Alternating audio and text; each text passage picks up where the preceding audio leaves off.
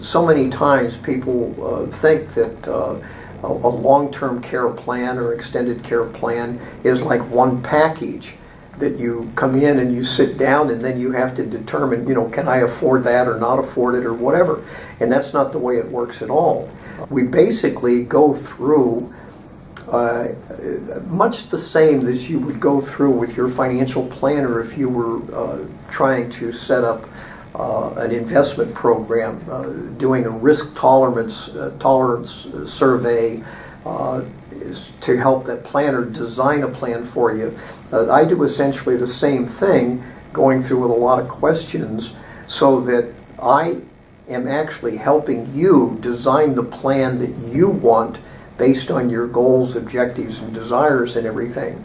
And then once we get that plan designed, then we look at the cost aspect, and if that doesn't fit with your budget, then we know where we can massage and change and mold and everything to bring it in line. So the bottom line is, when we finish with one of these planning sessions, the plan you end up with is your plan that you have designed, and you have determined what is a reasonable amount of money to set aside for that plan. The most cost-effective way to handle the the future costs of this, is to use some type of an insurance solution, because basically you're using discounted dollars. And in many cases, these plans have some tax advantage to them.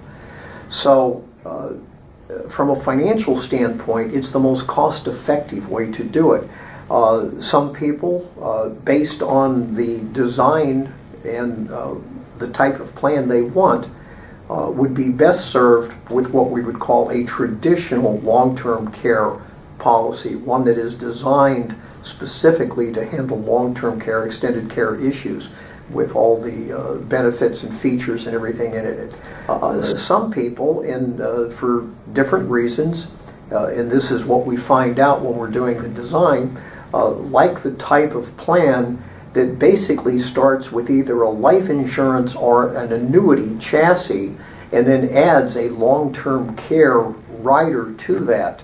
And there's pluses and minuses on that type of solution. I know I've sat down with people that said that they've looked at these types of things before, and in the conversation, what we determined is that whoever they sat down with basically had a preconceived idea and what I call a plan in their hip pocket when they came to sit down with the person, and they were trying to then market the advantages and benefits of that particular plan. But it wasn't really something that was designed by the individual. It was more what the representative was bringing in. When long-term care was first designed back in and first came to the public back in the mid-70s, there was no data or statistics based on the product. It was new, and it was trying to look into a fog bank. Policies that are written today, yes, the premium is higher than what they were, say, 15, 20 plus years ago, but because of that, there's less likelihood to be rate increases in the future, or if there are, there will be very small compared to what they're having to do today on the older products. We invite you to call us, either Bob or myself, for a free 1-hour consultation on your long-term care options.